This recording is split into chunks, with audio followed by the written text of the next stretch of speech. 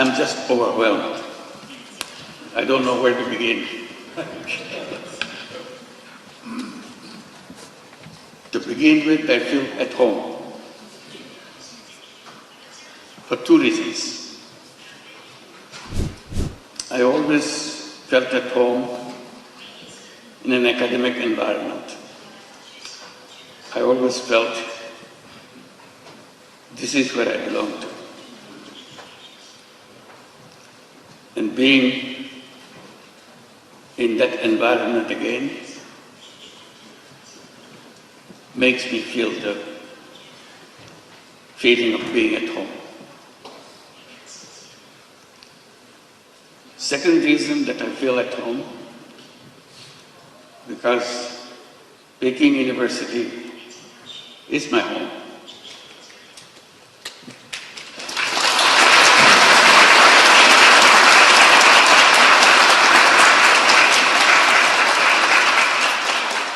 I am part of you because you accepted me as an honorary professor. I'm sorry that I couldn't spend much time with you, but I always hoped I could spend time with you and share with you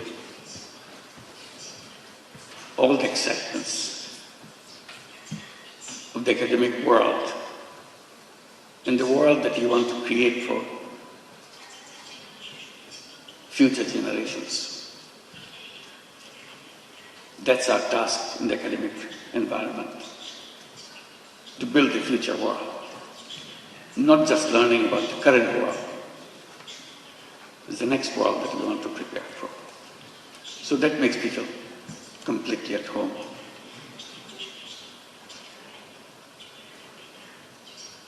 Your Excellency, Ko Guangchai,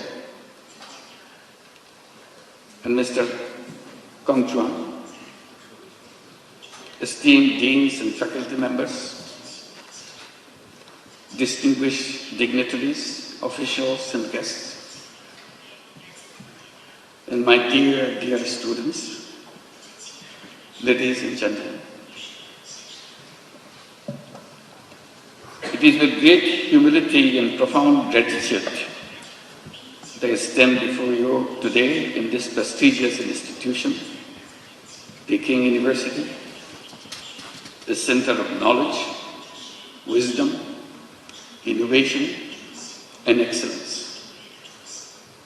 To receive an honorary doctorate from such an esteemed university is a great honor for anyone. And I feel so humbled by your gesture for choosing me for this particular honor.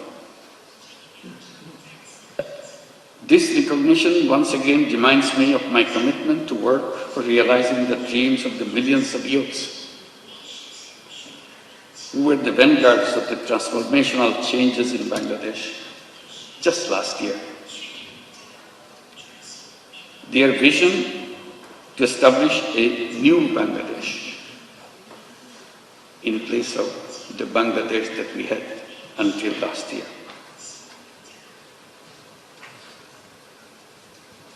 A new Bangladesh which will be free from poverty, hunger, unemployment, and destitution.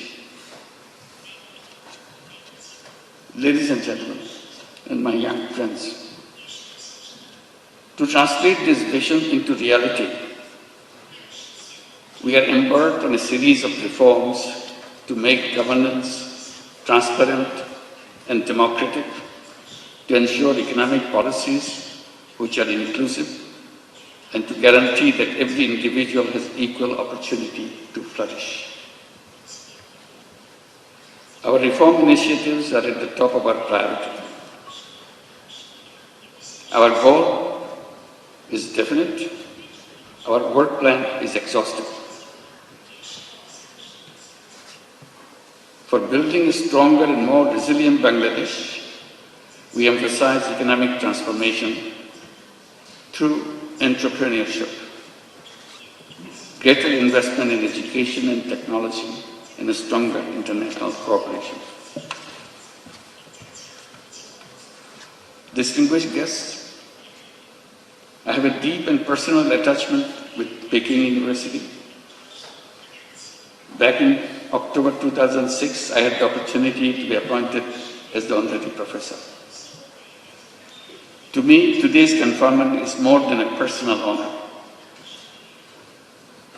I see this as a recognition, as an acknowledgement of the resilience and courage and determination of the people, especially millions of women and young entrepreneurs who continue to prove that no challenge is too big when they are given the right opportunities to develop and break the shackles of poverty and marginalization. Throughout my journey, from being an economist to founding Grameen Bank, from pioneer microfinance to advocating social business, my core belief has remained the same. People are not poor because they lack of skill or ambition. They are poor because the economic system has never given them a fair chance. So poverty is not because of something lacking in the person. It's not their fault. It's the fault of the system that we built for ourselves. That causes poverty. That causes all the problems for human beings by wrong thinking. And I blame myself for being part of that institution, academic institution, where we pass on this wrong knowledge to this next generation. So I plead guilty that we have not been able to change those ideas, wrong ideas, which make people suffer. So my struggle has always been to go back, to find out the faults in the system that we promote, we teach the young generation, so that we do not repeat the same thing for the next generation.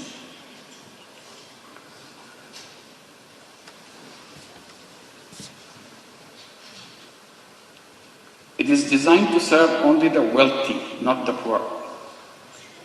That realization led me to create an alternative, one where even the poorest individuals could access the services of the institutions which are created for people. I've been promoting the idea to let the young people come to the universities, get good degrees from good institutions, and then go to the job market to become job seekers. I have been telling that this is a wrong idea. Human beings are not born to become job seekers. Job is a wrong idea. Human beings are creative beings. They enjoy doing creative things. Job is a negation of creativity. Job forces you to do things what your supervisors want you to do. Job is a continuation of the tradition of slavery. Human beings are not fit for slavery. Human beings are independent beings. So I keep on promoting the idea that all human beings are born as entrepreneurs, not job seekers. Universities should be preparing young people to go out and become successful entrepreneurs, not job seekers. And that idea came from a simple experience.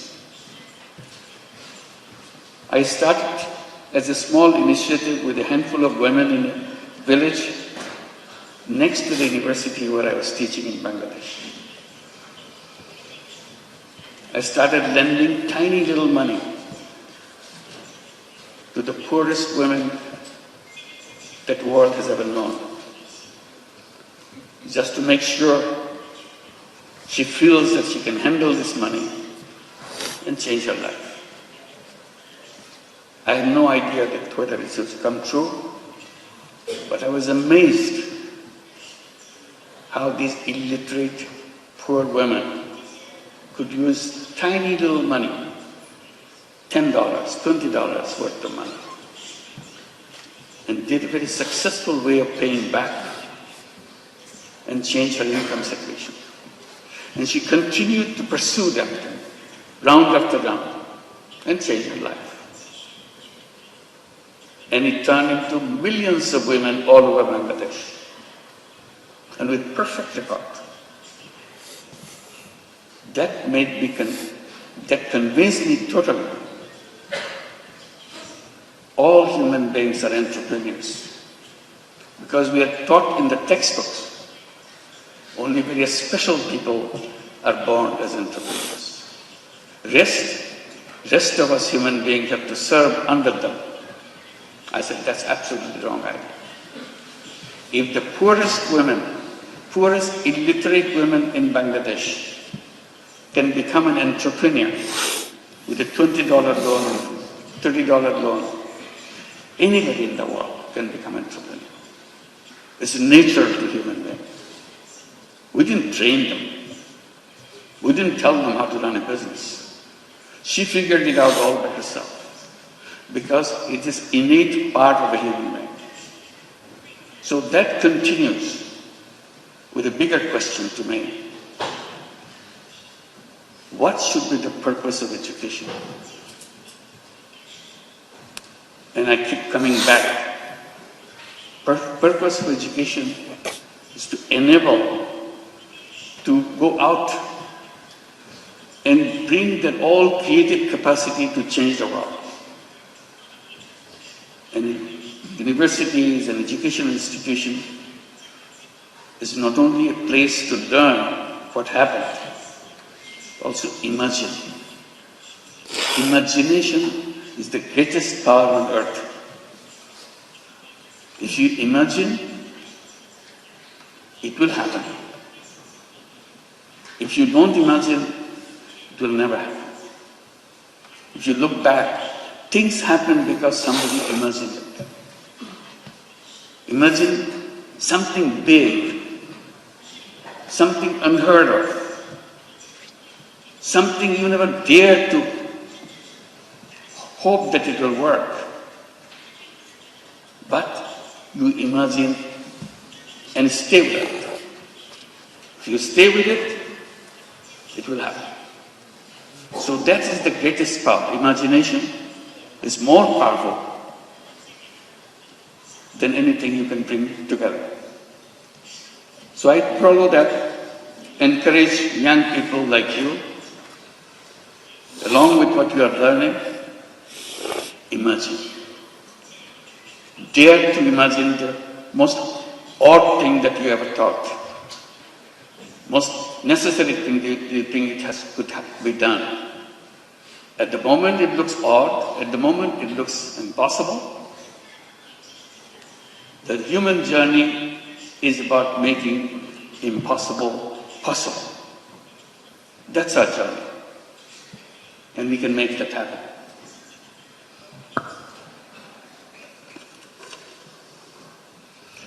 Then I came to my other point. Why the way we do things followed by something that we are not sure of? This civilization that we are passing through, will it help us to overcome the problems that we face?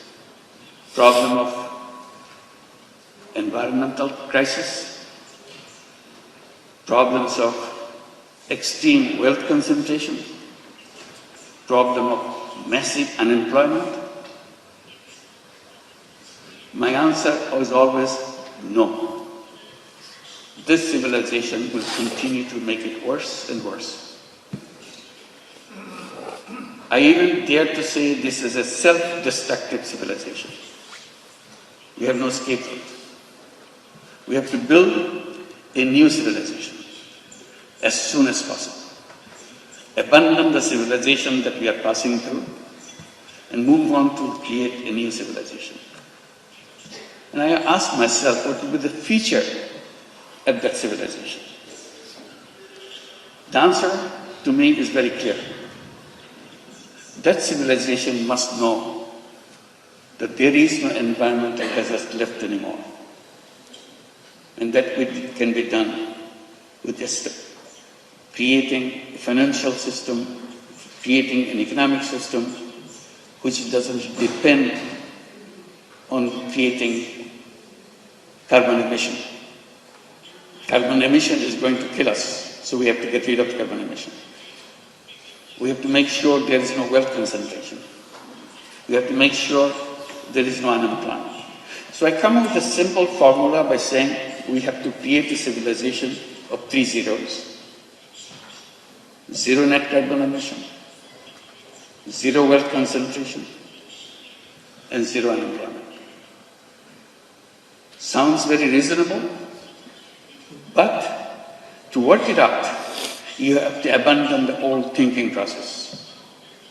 You have to create a world where each human being will be given an opportunity not only to express his selfish interest, also selfless interest, and create not only money-making business, create business to solve problems without any intention of making money yourself. We call it social business. So we have a series of ideas how to create this new civilization. And now I pass it on to the young people between age of 12 to 35 to create what we call 3-0 clubs. 5 young people get together, create a small, tiny club, 3-0 club. What do? Each person, each member of that club commits to undertake a new journey of life. I shall not contribute to global warming myself. I'm not saying the whole world should do that. I'm saying to myself, I do not want to contribute to carbon emission. How? If I do it now, 7 days a week, I promise to do it 6 days a week. If I achieve 6 days a week, I want to do it 5 days a week. If I achieve 5 days a week, gradually 2 days a week, 1 day a week, and nothing. So I become a 3-0 person. Idea is if I can become a 3-0 person, you can become a 3-0 person, world would be a 3-0 world. That's a simple idea. And I'm amazed by the response I get from the young people all around the world. They keep on adding numbers, 3-0 clubs. I hope you'll consider examining whether you'd like to form your 3-0 club and create a new civilization, which you'll be proud of. This is an imagination, but the imagination is where the journey begins. Let's begin the journey. Thank you very much.